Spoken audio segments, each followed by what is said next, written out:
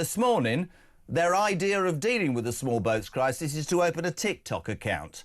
Plus, of course, exclusive coverage. We announced yesterday our new roving reporter, Samara Gill, SOS. Send our Samara. She popped down to the Iranian embassy, and I just want to. I'm going to play a little clip. We're going to speak to her later on.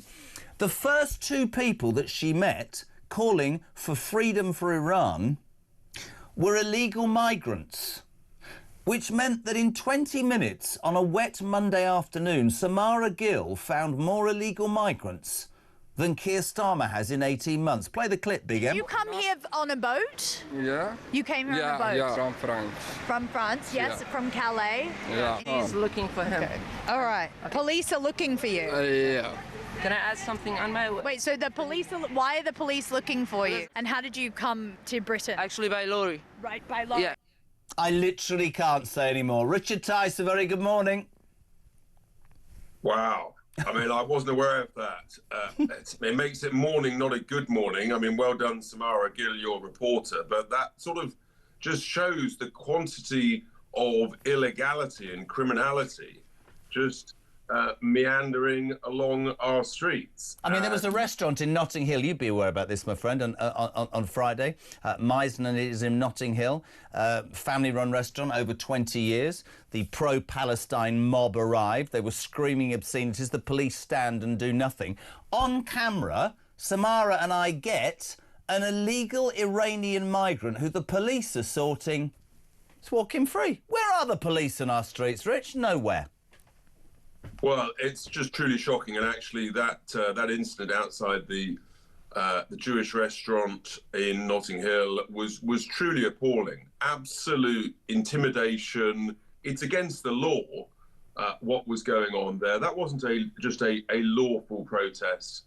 That was vile, hate-filled anti-Semitism. It's against the law, and it should have been stopped. But no, the cowardly leadership of the Metropolitan Police under Sadiq Khan, the London Police Commissioner, just won't do it. It's a bit like the Chief Constable of West Midlands Police, who cowardly kowtowed to the Islamist thugs in Birmingham, who said that they were going to basically target and do in not only the Jewish fans, but also it now transpires they were going to seek out and intimidate the players themselves from the Maccabi team. I mean, truly unbelievable. There is an abdication of responsibility by the leadership of our two biggest police forces in this country. I find it astonishing, and one of the reasons I know that your party has gained such traction is, you know, when I was growing up, Rich, and I'm older than you know, the police, you were sort of scared that they'd grab you and take you back to your mum or so. The police stand by, and this is, you know, people say to me, you're just trolling right-wing stuff. No, I'm not. If you show a united flag, our flag, you know, you get told to move on because you might upset these people, and yet pro-Palestine can stand outside of a restaurant and be that outrageous. And the guy in the West Midlands, how Craig Guilford is still in a job is frankly beyond us. Loads to talk about. You're a busy man. Yesterday, massive announcement at 11 o'clock in the morning. Nadhim Zahawi, ex-chancellor of the Exchequer, the vaccine rollout minister, defecting to reform. Personally, to you as a mate, right? The most high profile. I understand the people that are saying, is it going to become Reform a home for disillusioned, you know, people who want to jump on the bandwagon? I think Nadhim Zahawi is a game changer. I think he has the experience to not only building a business, but also actually of working in the highest levels of government, and creates, I think, the right story. But you know, are people split? What's the reaction been like, pal? Well, I mean, I've had a fantastic reaction, and it's shown, I've had messages from other people who say that is a game changer that has made me think, made them think. And Nadim is incredibly experienced, both as a businessman, but also in government, and he knows how to get things done. He's a doer, and that's really important. And he described Britain as being sick, and that Nigel Farage and reform is the only solution to saving the country, and that's why he wants to join the team. And yes, look, I know some people have an anxiety, but it's about believing in our country, who's best placed to save our country. And to do that, we need a team of a range of talents across the board. And that includes the talents of knowing where the blob is, knowing how to deal with the blob. And some people criticise us because we haven't got that experience. Can we deal with them? Absolutely. And here we are. We're bringing in people like Danny Kruger, Nadhim Zahawi, who got that experience. And then people criticise us for that. But we understand why. Of course. You sort of can't win. The only thing that Nadim was promised was two things. He'd get a whole load of abuse, because anybody in reform gets abused. That's sort of par for the territory. And that he'd be required to work very hard. Well, he's a hard worker, and he'll be a great member of the team. I know, look, some people are upset, but either you want to save the country and reform the country and get it back on track, or you want to stand on the sidelines and just sort of shout and scream. No, I don't disagree. Just a couple of things to put to you. Let's start with Paul in Spain. He says, Jez, all these negative comments on Zahawi, consider this. What if under a previous government, in this case the Tories, the politician's ambitions weren't aligned with his party leader? Let's suppose a party comes along that has policies and ideals much more aligned. Just wanted to say that much more aligned to the politician's ambitions. Has nobody on here changed jobs to better match their aspirations and what they believe in? I think that's right.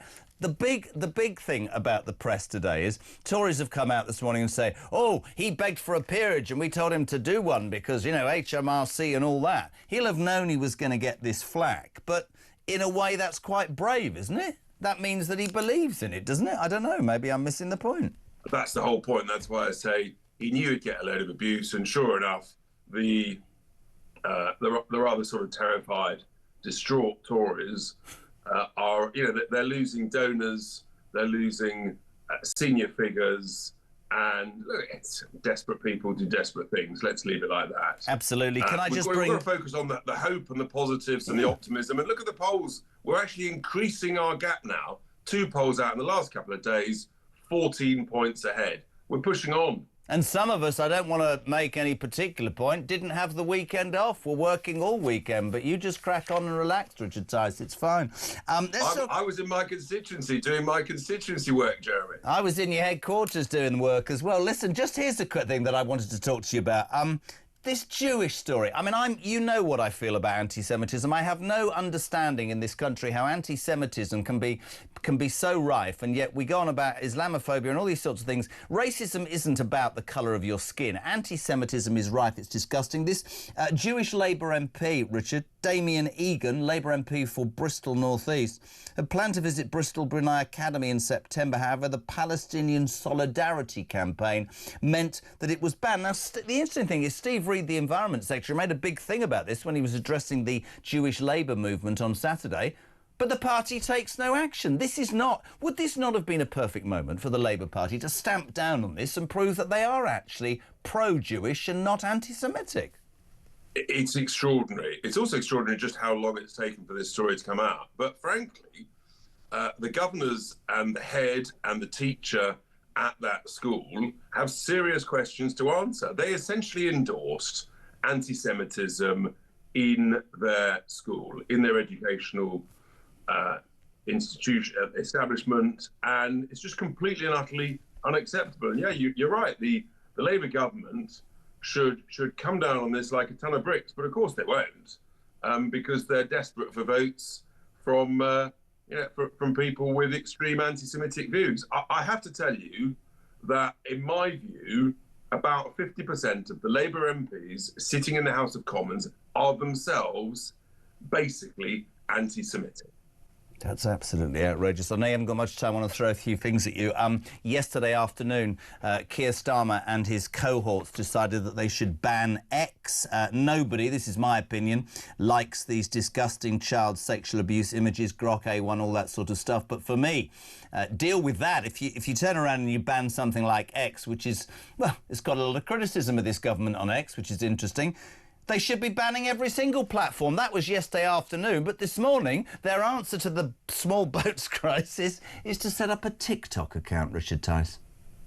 It's clueless. It's laughable. I mean, amongst all the madness, I suppose we do have to laugh and try and stay sane. But yeah, the idea that you're going to stop the votes with a TikTok account, that, by the way, the illegals use themselves to advertise their progress. I mean, you know, there was the guy who had a sort of machine gun tattooed on his cheek, who said he wanted to come and do in Nigel Farage. He did it on TikTok. You're right. Yeah. He did it on TikTok. Look, the whole thing is laughable, but fundamentally, on the issue of X, the reason that Labour has gone against X in the way it has is that it just doesn't like Elon Musk. The vast majority of Labour MPs don't like Donald Trump and the US, and that's their way of dealing with it. There's ways that you can sensibly legislate. You can sit down with the bosses at X and say, look, this is unacceptable. It's got to be dealt with. And you can have a rational, sensible, rapid conversation, and they can sort it. I've got two more quick things. Front page of the Mail, fury over Labour payout to Herma's Guantanamo Bay client. We were talking about this yesterday. Zabu, I'm not even going there. He's never been in this country. He's in Guantanamo Bay. He's a terrorist. He was behind 9/11. Herma, it turns out, the Attorney General represented him. We find out our government has paid this man millions of pounds in compensation. And Richard Tice, he's never set foot in my bloody country. How does that make sense? It doesn't make sense. What I can tell you is that under a common sense reform government, that would not have happened. Yeah. And that's why you have to fundamentally, completely reshape the Home Office and create an immigration department of people who believe in the cause of British national interest, keeping British citizens secure and safe. And when you believe in sovereign borders, actually, you've got to believe in the sanctity of British and what makes Britain great. And what's clearly going on at the moment is that these people, they're just quite happy to send our money willy-nilly, whether it's to the right people, Guantanamo Bay, or a bunch of Mauritians, friends of the Chinese communist regime, with regard to the Chagos Islands. Couldn't agree more. Final question, you're a busy man. Love your reaction. Rising business rates, this just in, are set to pile further pressure on the UK's hospitality sector, Richard, with industry leaders warning of widespread closures unless urgent action is taken ahead of changes in April. What's Reform's response to that? This is just another car crash from the government. They've known this. They've had loads of representations made to them. We've been saying for years that the whole issue of business rates for the high street, including hospitality and leisure, needs reform. And this government, they just didn't understand. Once again, Rachel from accounts turned out to be Rachel from complaints. And my goodness me, she's getting a lot of complaints, that is for sure.